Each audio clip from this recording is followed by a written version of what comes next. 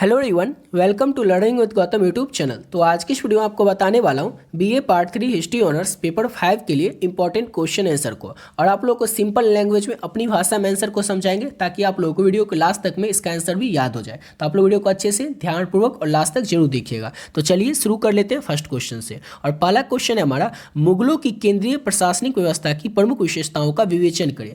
तो मुगल का जो केंद्रीय प्रशासनिक व्यवस्था था वो उसी का विशेषता का विवेचना करना है। ठीक है, तो आंसर लिखने का शुरुआत आप लोगों को इस तरह से करना है कि मुगल प्रशासन के स्वरूप तथा उनकी प्रमुख विशेषता निम्न अनुसार, यानी कि इस प्रकार से। तो पहला विशेषता था कि मुगल प्रशासन जो था वो निरंकुश शासन था। अब बोलिएगा कि निरंकुश मतलब होता क्या है? तो निरंकुश मतलब होता है ऐसी शासन जिसमें जो सत्ता होता है वो किसी एक आदमी के हाथ में होता है। तो मुगल शासन जो था ये निरंकुश शासन था। शासन की जितनी भी शक्ति थी वो सभी सम्राट के हाथों में थी। सम्राट को असीमित अधिकार प्राप्त था। सिंपल पॉइंट है कि निरंकुश शासन। अब देखिए जितना आपको यहाँ पर रेड पॉइंट से दिख रहा होगा, जैसे निरंकुश शासन, सांस्कृतिक राज, इतना ही बस आपको याद रखना है। ये सब जो है ना, ये सब आप लोग खुद से बना करके लिखिएगा, समझ जाएगा, उसका खुद से बना करके एग्जाम में लिख दीजिएगा। ठीक है, तो सिंपल सा पॉइंट था कि मुगल शासन जो था ना वो निरंकुश शासन था, यानी कि शासन की जितनी भी शक्ति थी वो सभी शक्ति किसके पास थी? तो सम्राट के हाथों में थी। सम्राट को जो है असीमित यानी कि असीमित अधिकार प्राप्त था। समझ गए? तो मुगल शासन क्या था? पहला पॉइंट है निरंकुश शासन था। पहला पॉइंट समझ गए। दूसरा पॉइंट देखिए, दूसरा पॉइंट है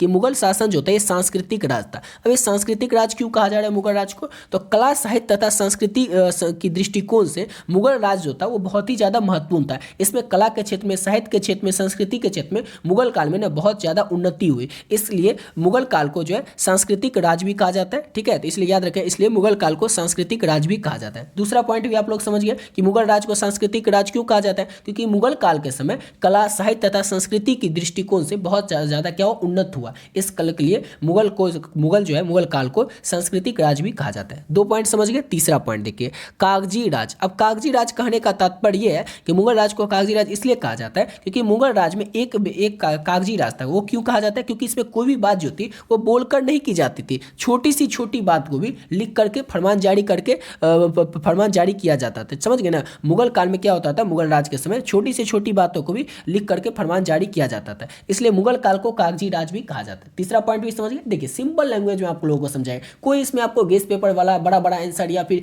वो जो किताबी भाषा वाला आंसर आता है वो नहीं मिलेगा। सिंपल लैंग्वेज में आपको समझाएंगे, और इसका पीडीएफ किस तरह से लेना वो भी आप लोगों को वीडियो के लास्ट में बता देंगे। 12 वो क्वेश्चन आप लोगों को बताएंगे, इंपॉर्टेंट क्वेश्चन। समझ गए? आज के इस वीडियो में नहीं बताएंगे, एक एक करके बताएंगे, क्योंकि 12 को समझते हैं ना, वीडियो थोड़ा लंबा हो जाएगा, क्योंकि इसमें इसका आंसर जो होता है वो थोड़ा बड़ा बड़ा रहता है। इसलिए 12 को आपको क्वेश्चन बताएंगे, और 12 क्वेश्चन का आपको पीडीएफ किस तरह से लेना है वो भी आपको वीडियो क्लास में बता देंगे। वो 12 अगर क्वेश्चन आप कर लेते हैं तो आपके एग्जाम में जो 9 क्वेश्चन आएगा जिसमें आपको 4 ही बनाना है, वो 4 क्वेश्चन इसी में से रहेगा। ठीक है, चलिए अब अगला पॉइंट देखिए।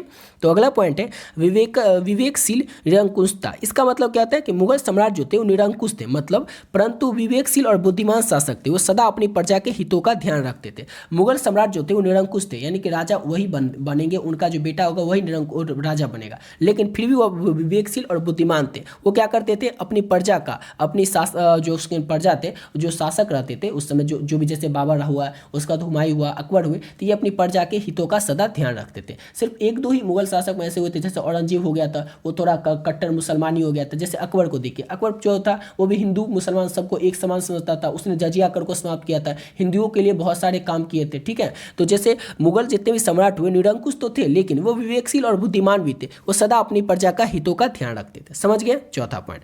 अब पांचवा पॉइंट देखिए, मुगल राज जो था ये सैनिक राज था। अब ऐसा क्यों करें कि मुगल राज सैनिक राज था? तो मुगल शासन व्यवस्था का मूल स्रोत सैनिक ही था। राज के प्रत्येक कर्मचारी पहले सैनिक थे और बाद में कुछ होते थे। मुगल शासन व्यवस्था जो था ये, इसका मूल स्रोत जो था वो सैनिक ही था। क्यों सैनिक था? क्योंकि राज के जो प्रत्येक कर्मचारी होते थे, ये पहले जितने भी कर्मचारी राज के होते थे काम करने वाले, वो पहले सैनिक थे और बाद में कुछ थे। वो बाद में जो होना है उनको होंगे, लेकिन पहले वो क्या होंगे? तो सैनिक होंगे। समझ गए? पांचवा पॉइंट, सैनिक राज क्यों कहा जाता है। उसके बाद छठा पॉइंट है कि मुगल राज का स्वयं सबसे बड़ा उत्पादक होना। मुगल राज अपनी आवश्यकताओं की बहुत सारी चीज़ों का उत्पादन स्वयं करता था। सरकार की ओर से बड़े बड़े कारखाने खुले हुए थे जहाँ विभिन्न प्रकार की वस्तुएं बनाई जाती थी। मुगल राज होता है स्वयं सबसे बड़ा उत्पादक था। स्वयं सबसे बड़ा उत्पादक क्यों था? तो क्योंकि मुगल राज को जितना भी उसके जरूरी की चीज़ें थी उसका उत्पादन वो मुगल राज जो है वो खुद करता था, यानी कि स्वयं करता था। सरकार की ओर से, यानी कि जो उस समय बादशाह था, सम्राट था, उसकी ओर से बड़े बड़े कारखाना खुले हुए थे जहाँ पर कि विभिन्न प्रकार की वस्तुएं बनाई जाती थी। अभी क्या होता है, हमारे देश में कुछ हमारे देश से एक्सपोर्ट भी किया जाता है, इंपोर्ट भी किया जाता है, लेकिन उस समय मुगल राज के समय क्या था कि भारत में से क्या होता था? एक्सपोर्ट किया जाता है, इंपोर्ट अधिकतर कुछ किया ही नहीं जाता था, क्योंकि भारत में सब कुछ बनाया जाता था, समझ गए ना। तो ये था 6 पॉइंट, इसको आप लोग अच्छे से याद रखिएगा। अब ये 6 पॉइंट आप लोग कहिए कि 6 पॉइंट है क्या, तो देखिए क्वेश्चन सिंपल सा था कि मुगल की केंद्रीय और प्रशासनिक व्यवस्था, तो इस तरह की व्यवस्था थी मुगल की केंद्रीय प्रशासनिक व्यवस्था में जो है उनकी प्रमुख जो विशेषता थी वो ये विशेषता, क्या कुछ खूबी होता है ना किसी शासन का, किसी के शासनकाल का कुछ विशेषता होता है, तो ये सब विशेषता था मुगल शासनकाल का, ठीक है। अब अगला पॉइंट देखिए, अब अगला टॉपिक नहीं मतलब इसी का आगे का होगा आंसर, इस तरह से आपको लिखना है कि मुगल शासन अब व्यवस्था किस तरह से थी। ये जो इतना अच्छा व्यवस्था बना हुआ था, ये व्यवस्था को चलाने के लिए कोई तो चाहिए, तो कौन कौन था, किस तरह से चलाया जा रहा था, वो आपको बताना है अब।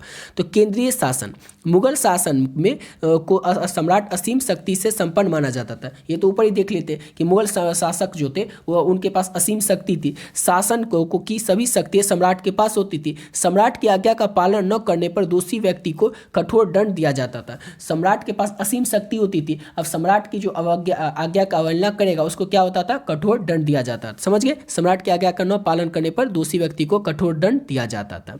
सम्राट प्रशासन, न्याय, सेना तथा धार्मिक क्षेत्र का प्रधान होता था। जितने भी आप देखिए राजा जो है तो राजा है, तो किसी भी क्षेत्र का जो मेन होगा वो कौन होगा, राजा ही होगा ना। तो वैसे ही सम्राट जो थे यानी कि बादशाह जो थे वो न्याय के क्षेत्र के, सेना के क्षेत्र के, धार्मिक क्षेत्र के जो थे वो प्रधान होते थे, मेन होते थे।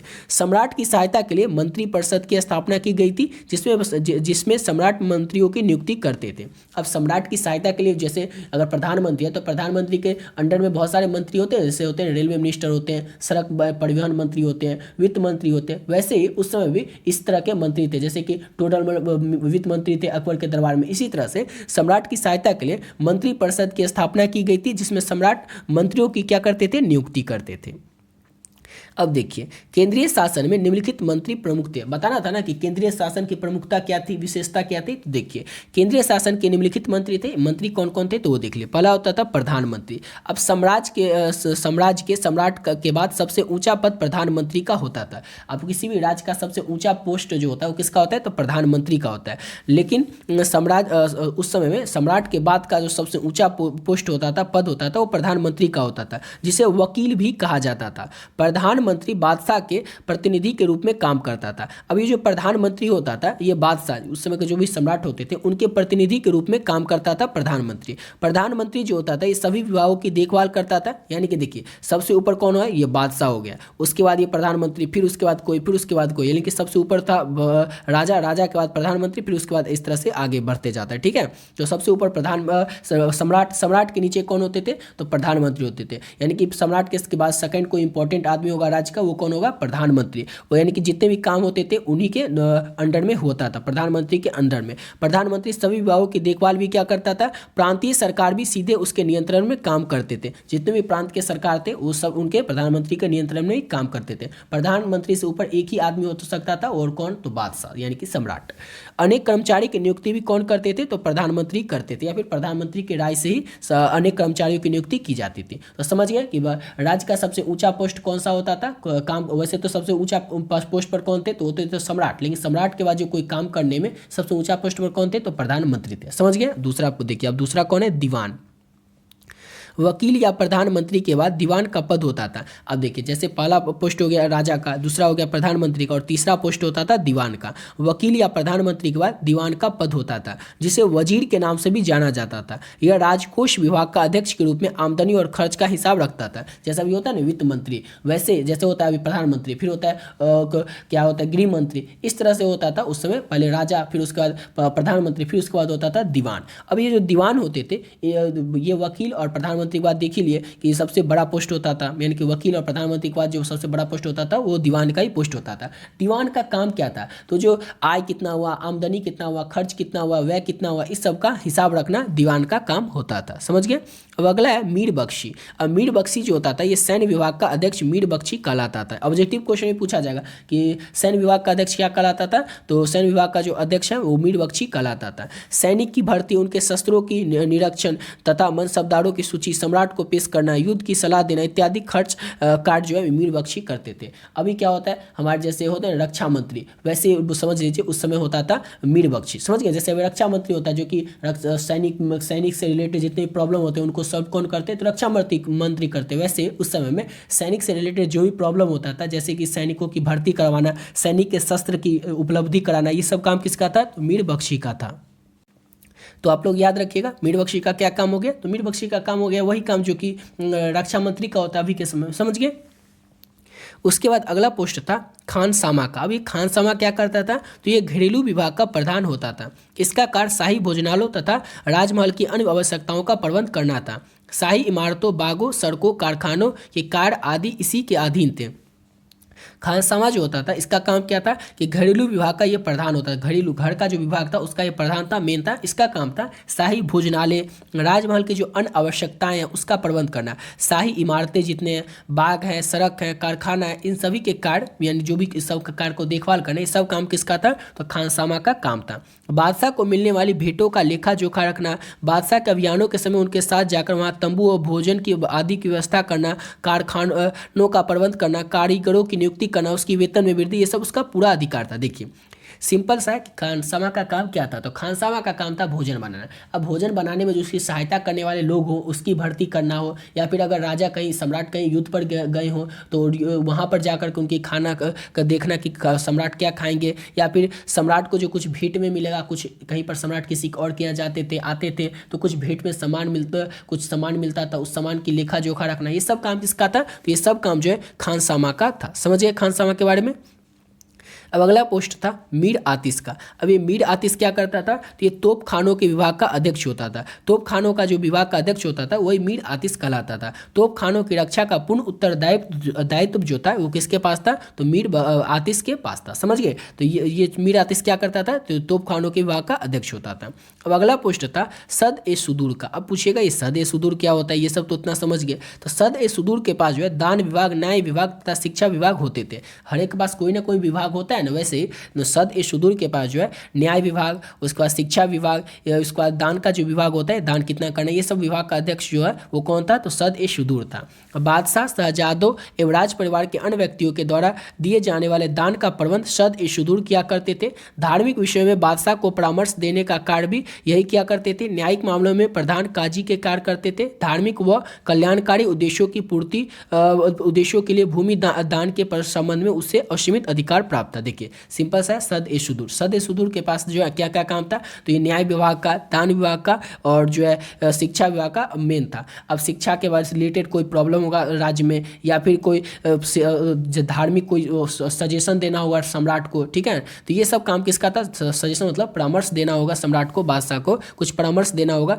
कि धार्मिक से रिलेटेड ये काम करना चाहिए, धार्मिक काम ये करना चाहिए, तो वो सब क्या परामर्श देगा सद ए सुदूर राजा को। समझ गए, यानी कि बादशाह को। न्यायिक मामला में कुछ का काम होगा, न्याय में इस तरह से न्याय होना चाहिए, न्याय में अपना सजेशन, अपना परामर्श जो है वो राजा को देगा, और ये सब काम किसका था, तो सद ए सुदूर का था। आपको सिर्फ ये जो इंपॉर्टेंट ये जो पॉइंट देख रही है सिर्फ आपको याद रखना, ये सब तो आपको बना करके लिख देना है। अगला पॉइंट है मुतासिब। अब मुतासिब का काम क्या होता था, तो ये आचरण की देखभाल करने वाले विभाग का अध्यक्ष था, मुतासिब कहलाता था। इसका काम लोगों की आचरण तथा व्यवहार का हिसाब किताब रखना था। राज्य में शराब, अन्य मादक वस्तुओं तथा अनैतिक कार्य को रोकने के लिए इस्लाम के विरुद्ध आचरण करने वाले मुसलमानों को दंडित करने, अतिरिक्त वह शहर में सफाई की व्यवस्था, बाजार में वस्तुओं के भाव और वजन का निरीक्षण भी करता था।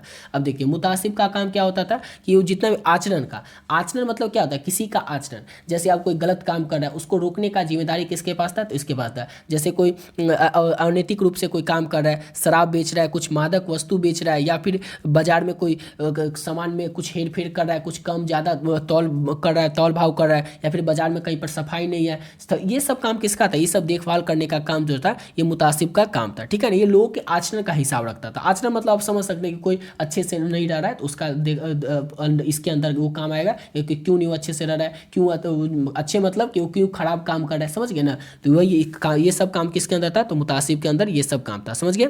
अब अगला है दरोगा एवं डाक चौकी। डाक विभाग का जो अध्यक्ष था वो दरोगा ए डाक ए चौकी कहलाता था। ये अपने अधीनस्थ सहायकों की मदद से साम्राज्य के विभिन्न भागों में होने वाले घटनाओं की सूचना बादशाह को देता था। डाक ले जाने के लिए घोड़े की व्यवस्था की जाती थी। सिंपल सा पॉइंट था। क्या पॉइंट है, तो देख लीजिए। दरोगा ए डाक चौकी, डाक से अब नाम से ही पता चलता है कि जितना चिट्ठी उट्ठी का लेन देन होगा वो सब काम कौन करेगा, तो ये करेगा। इसको जो चिट्ठी ले जाने लाने के लिए इसके लिए घोड़े की व्यवस्था भी की जाती थी। तो समझ गए, तो इस तरह से काम चलता है। आप पूछेगा इतना बड़ा आंसर हो गया, देखिए अब सिंपल आंसर है, आप लोग को अभी तुरंत पता चल रहा है कैसे ये सिंपल आंसर है। क्वेश्चन क्या था, पहले क्वेश्चन समझिए कि मुगल की की जो केंद्रीय और प्रशासनिक व्यवस्था थी उसकी प्रमुख विशेषता क्या था। तो आप लोग कुछ पता है ना कि मुगल शासन में क्या अच्छा था, तो ना बताएगा उसका विशेषता। तो विशेषता क्या था कि निरंकुश शासन था। निरंकुश शासन के अंदर क्या होता है वो आपको पता है। सांस्कृतिक राज था मुगल शासन, कागजी राज था। उसके बाद क्या था, तो विवेकशील निरंकुशता था। सैनिक राज था। मुगल राज का सबसे बड़ा उत्पादक था, मतलब मुगल राज सब अपने आप में खूब उत्पादन करता था। इतना आप लोग समझ गए। उसके बाद देखिए अब मुगल शासन, ये तो हो गया आपका जो खूबी क्या था मुगल शासन में। तो अब इतना सारा जो खूबी था, तो अकेले बादशाह के से तो ये इतना सारा काम नहीं हो पाता। तो इसके लिए अलग अलग पोस्ट पर अलग अलग व्यक्ति को तैनात किया गया था। तो कौन व्यक्ति कौन सा काम करते थे वही आपको बताना है। तो उसमें जैसे कि ये देख सकते हैं, प्रधानमंत्री का काम ये सबसे ऊपर होता था। दीवान का काम ये आपको सब बता चुके हैं। मीर बख्शी काम ये सैन्य विभाग का अध्यक्ष होता था। खानसामा से पता चलता है खाने विभाग का काम करेगा। मीर आतिश का काम, उसके बाद सदे सुदीर का काम, मुतासिब का काम, दरोगा डाके चौकी का काम, ये सब काम जो था इसका था। समझ गए। तो इस तरह से आप लोगों को याद रखना है। सिंपल सा क्वेश्चन था और सिंपल वे में आप लोगों को बताया, इंपॉर्टेंट क्वेश्चन है, इसको याद रखिएगा। और आपको बताए थे कि लास्ट में बताइए कि पीडीएफ किस तरह से लेना है। तो देखिए आपको पीडीएफ किस तरह से लेना है वो आपको बताते हैं। आपका पेपर 5, पेपर 6, पेपर 7, पेपर 8 होगा बीए पार्ट 3 में। समझ गए ना। अभी उसका लास्ट में एक होगा जनरल स्टडीज का भी पेपर। समझ गए। तो अब इसमें आपको देंगे क्या, पहला क्वेश्चन जिस तरह से देखे ना, पहला क्वेश्चन आप लोग देख लिए कितना सिंपल वे में था। इसी तरह से आपको 12 गो क्वेश्चन मिलेगा। 12 क्वेश्चन का एक पीडीएफ रहेगा। ये 12 क्वेश्चन जो है इसमें से अगर आप लोग 10 भी कर लेते हैं तो आपके एग्जाम में 9 क्वेश्चन पूछा जाएगा। आपको बनाना है 4। ये 12 अगर आप लोग कर लेते हैं तो ये 4 क्वेश्चन फिक्स है कि आप लोगों का इसी के अंदर से रहेगा और ये 4 क्वेश्चन आपसे बन जाएंगे। उसके बाद आपसे एग्जाम में क्या पूछा जाता है, ऑब्जेक्टिव क्वेश्चन पूछा जाता है। और जितना भी इंपॉर्टेंट ऑब्जेक्टिव क्वेश्चन है, चाहे वो पेपर 5 का हो, 6 का हो, 7 का हो, 8 का, वो आपको मिल जाएगा ऑब्जेक्टिव। ये यानी कि आपका पेपर 5, पेपर 6, पेपर 7, पेपर 8 में क्या मिलेगा, हर एक पेपर के लिए 12 क्वेश्चन मिलेगा, आंसर के साथ मिलेगा। और आप लोग देख चुके हैं आंसर किस तरह से रहेगा, सिंपल वे में रहेगा, वो आप लोग देख चुके हैं। समझ गए। वो बताने की जरूरत मुझे है ही नहीं, देख चुके हैं। इसी तरह से आपको 12 क्वेश्चन का आंसर मिलेगा और हर एक पेपर में मिलेगा। इसका में 12, इसमें 12, इसमें 12, इसमें 12, फिर सबका अलग अलग ऑब्जेक्टिव क्वेश्चन रहेगा। इसमें टोटल आपका हो गया 8 पीडीएफ। समझ गए। उसके बाद आपको जनरल स्टडीज में क्या होगा, तो जनरल स्टडीज में आपके एग्जाम में 100 क्वेश्चन आपसे पूछे जाएंगे। पता है 100 क्वेश्चन पूछे जाएंगे। अब अगर 100 क्वेश्चन आपसे पूछा जाएगा तो कम से कम उससे 10 गुना ज़्यादा क्वेश्चन का प्रैक्टिस करिएगा, तभी आपसे 100 क्वेश्चन बन जाएगा। ऐसा नहीं कि हम कोई आपको क्वेश्चन आउट करवा के बता देंगे कि यही क्वेश्चन कर लो और यही आ जाएगा, ऐसा तो नहीं है। इसलिए आपको ये 100 क्वेश्चन है तो इससे 10 गुना ज़्यादा क्वेश्चन आपको करके जाना पड़ेगा। और जनरल स्टडीज में क्या होता है, करंट अफेयर्स के क्वेश्चन रहते हैं, हिस्ट्री के क्वेश्चन रहते हैं, ज्योग्राफी के रहते हैं, पॉलिटिकल साइंस के रहते हैं, इकोनॉमिक्स के रहते हैं।